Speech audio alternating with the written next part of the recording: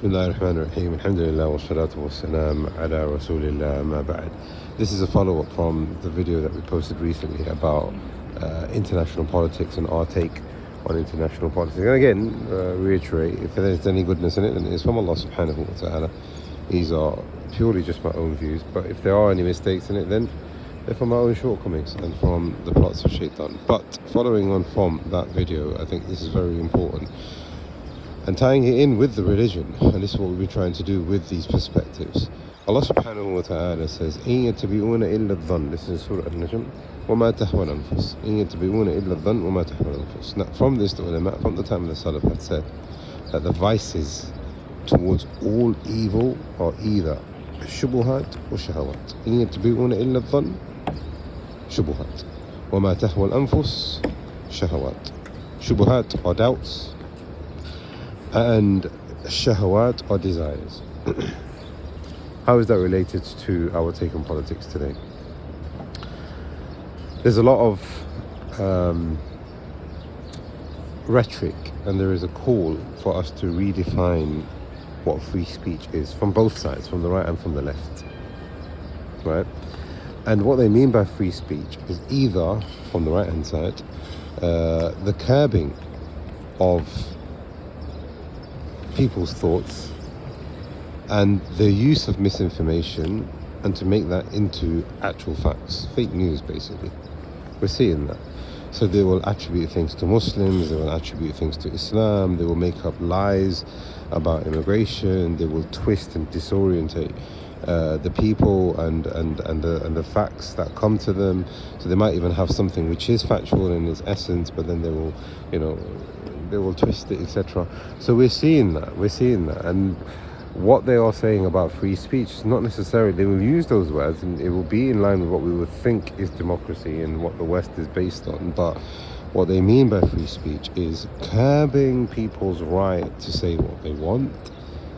This is, the far right in politics, but then also the use of misinformation and fake news and twisting of factual information to support their political gains, right? So we're seeing that, but we're also seeing that on the left as well. So they will use so they will talk about orientations, they will talk about gender, they will talk about as if facts are no longer facts anymore, and those facts have now become subjective. So then what about the shahawat side? Now this is also very important. The only way that they can usurp the masses and the populace is by appealing to their shahawat, and this is a tactic that has been used for centuries. The government comes into place, whether it's a Caesar or a Tsar or an emperor or a king, right? What he will do is he will busy the population with things that they actually want for themselves, whilst he carries on with the politics that he wants to establish for himself, and perhaps even bring the populace into ruin. So the Colosseum, there's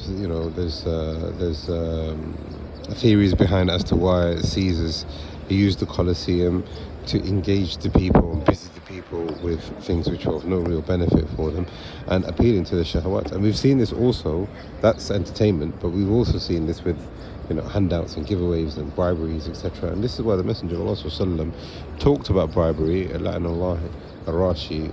Allah subhanahu wa ta'ala curses the one who gives the bribe. Another narration takes the bribe as well. And then some of the ulama have used that narration and they've put it within the context of governance and politics, etc. So now, why am I mentioning that in the world that we're living in today? Is because we've got so much in social media. Wallahi al-Adeem, I mean, so many people just constantly just flicking through nonsense.